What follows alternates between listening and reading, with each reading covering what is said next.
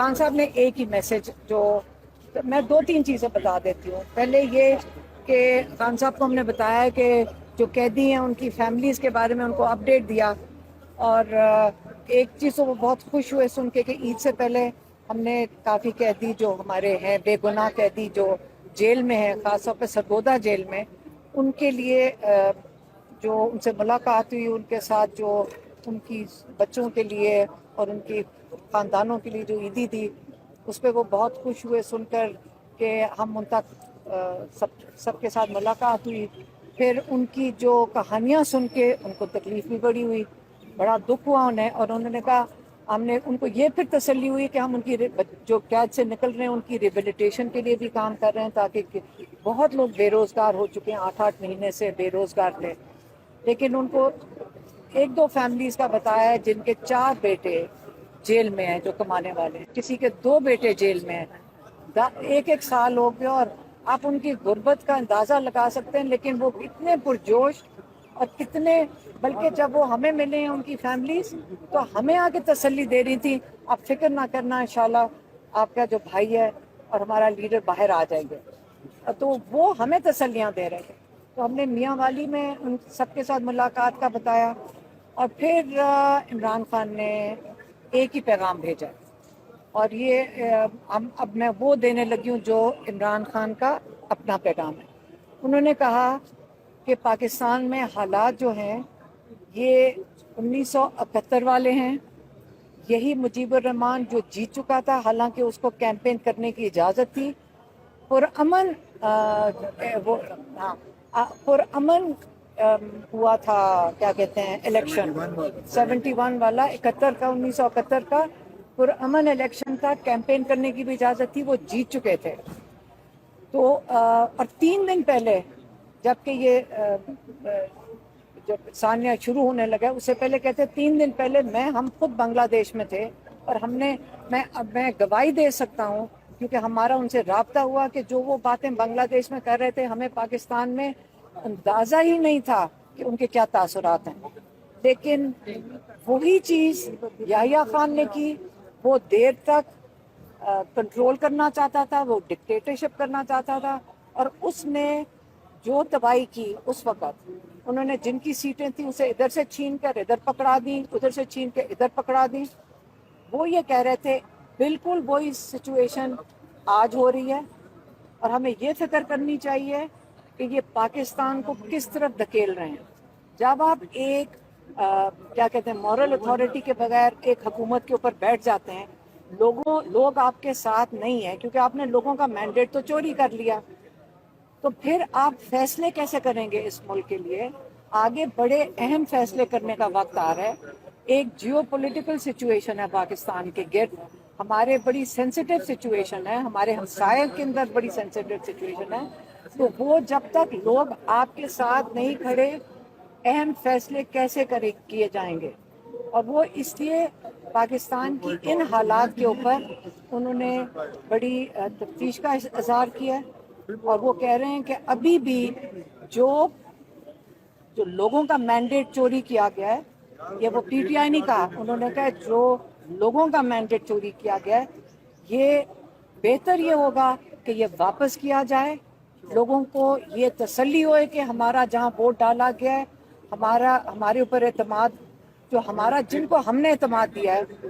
انہی کو اسمبلیوں میں بٹھایا جائے, اور پھر پاکستان کے اہم فیصلے کیے جائیں. یہ ان کا پیغام. خان صاحب نے عید کیسے گزاری, تو اس پہ بات ہوئی؟ انہوں نے کہا کیونکہ ہائی سیکیورٹی میں ان کو اجازت نہیں تھی سیل سے نکلنے کی, عید کی نماز کی بھی اجازت نہیں تھی, تو اس لیے کیا کہہ رہے ہیں وہ سیکیورٹی میں, لیکن ان کی صحت ٹھیک تھی, اور ان سے پوچھا بھی ہے کہ آپ بالکل ٹھیک ہے, انہوں نے کہا ہاں. انہوں نے کہا بس اللہ نے مجھے یہ وقت دیا ہے کہ میں خوب نالج گین کروں, میں اتنی کتابیں پڑھ چکا ہوں کہ کئی دفعہ اگر کھانے کا وقت ہو جاتا تو میں کہتا ہوں مجھے کسی نے ڈسٹرب کر دیا ہے کہ میں اتنا مگن ہوں اور اپنے کتابوں کے اندر. لیکن ہم اپنی بات اب یہاں پہ لے کر آتے ہیں, یہ خان صاحب عمران خان نہیں کہہ رہے, یہ ہم کہہ رہے ہیں کہ ہم نے اب پہلے سیشن کورٹ میں جو اڈیالہ میں لگتا ہے اس میں بشرا بی بی اور عمران خان کے لیے चेकअप के लिए कहा था पिम्स की टीम के साथ शौकत खानम के मेडिकल डायरेक्टर आसिम यूसुफ, ताकि वो जब मायना करें पिम्स वाले तो साथ मौजूद हों, क्योंकि आपको पता है कि 2 दफ़ा इमरान खान के ऊपर कातलाना हमला हो चुका है और हम बड़े कंसर्न हैं कि आगे चल के जो हालात जिस तरफ जा रहे हैं, क्योंकि इमरान खान किसी डील पे नहीं मानते, हम तो नहीं फिक्र करेंगे, हम बिल्कुल फिक्र कर रहे हैं। बुशरा बीवी का उनका चेकअप हुआ था, डॉक्टर आसिम यूसुफ मौजूद थे और उन्होंने तजवीज़ किया था कि उनकी एंडोस्कोपी हो और ब्लड टेस्ट हो। अब 10 दिन हो गए, अभी तक दोनों नहीं करवाए उन्होंने पिम से, और आसिम यूसुफ की मौजूद में हमने डिमांड किया और अभी हाई कोर्ट के अंदर दोबारा अपील डलेगी।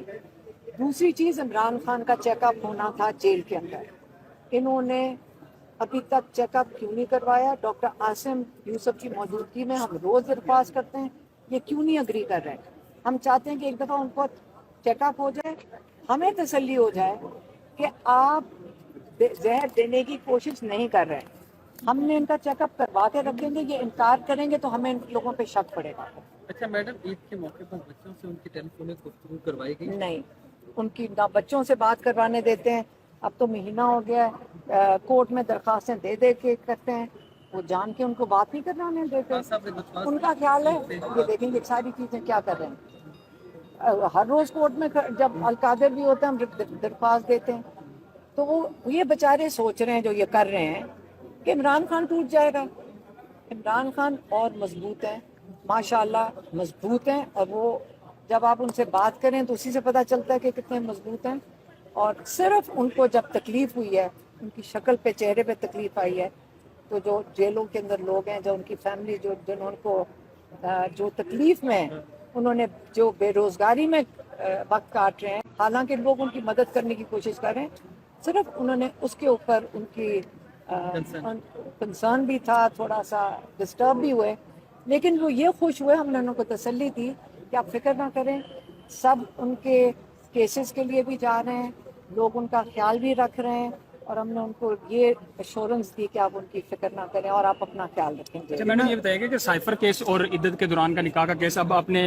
मंथ के अंजाम तक पहुंचने वाले हैं, चंद हफ्तों की दूरी पे हैं, इसके बाद कोई ऐसा केस नहीं है जिसमें खान साहब कन्विक्टेड हैं, उनको अभी भी लगता है कि वो, क्योंकि वकला कहते हैं कि बहुत जल्द बाहर आने वाले हैं, खान साहब को क्या लगता है? देखिए, बिल्कुल वकला सही कह रहे हैं, सारे यहाँ वकीलों से आप सवाल ये पूछें,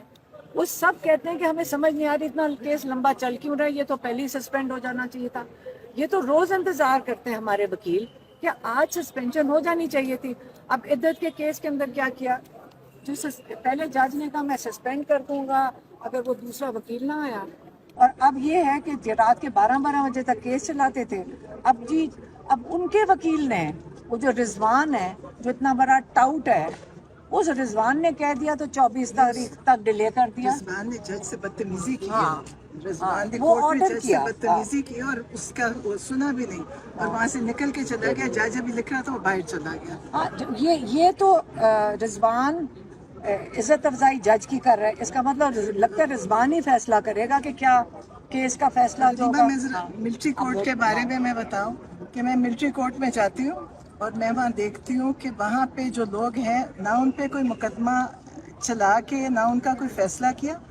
उनको वहाँ पे रखा हुआ है, ना वहाँ से उनके निकलने का कोई इरादा, मतलब कोई पूछने वाला ही नहीं, ये नहीं पता कि उनको कौन कर रहा है उनके साथ डील। और वो बेचारे मिस्कीन मुलाजिम पेशा तालिब इल्म जिनको पकड़ा हुआ है, उनके इम्तिहान भी नहीं देने दिया वहाँ पे। नौकरियाँ तो चलो उनकी, लोग अल्लाह उनकी मदद कर रहे हैं, लेकिन जो उनके वालिदैन हैं वो इतने तकलीफ में हैं, क्योंकि 18 साल का बच्चा, 20 साल का बच्चा, 22 साल का, और वो वहाँ पे बड़ी तकलीफ की ज़िंदगी गुजार रहे हैं, क्योंकि वो बच्चे छोटे हैं और 1 साल होने को आया, 10 महीने तो हो गए, सब वहाँ पे बैठे हैं और कोई उन पे फैसला ना अदालतें कर रही हैं और ना मिलिट्री कोर्ट वाले खुद कर रहे हैं। तो उनके बारे में सब परेशान हैं और हम भी उनके लिए फ़िक्रमंद हैं, उनकी फैमिलीज़ के लिए, क्योंकि वो बेचारे मिस्कीन लोग हैं। कहीं शांगला में से कोई आ नहीं सकते, इतने फासले से है, और कोई डीजी खान, कोई किसी इलाके के, اور کسی کو نہیں پتا کہ ابھی بھی وہ بچوں کو ایسے ٹریٹ کیا جاتا ہے، وہاں پہ لاتے ہیں جیسے کپڑا ان کے منہ پہ ڈال کے، جیسے وہ کوئی بہت بڑے دہشت گرد. اور ایک ملزم نے جس کو بھی چھوڑا ہے، اس نے بتایا کہ وہ صرف GHQ کی ٹریفک لائٹ پہ کھڑا تھا اور وہ 10 مہینے سزا کاٹ کے آیا. تو ان کو پھر کوئی ان کے پاس ہے کہ اس کے لیے کچھ کریں اور اپنے اوپر اس کا کوئی فیصلہ کریں کہ ہم نے کتنا ظلم کیا. تو اصل ملٹری کورٹس پہ ضرور آپ لوگ بھی آواز اٹھائیں. بہت شکریہ.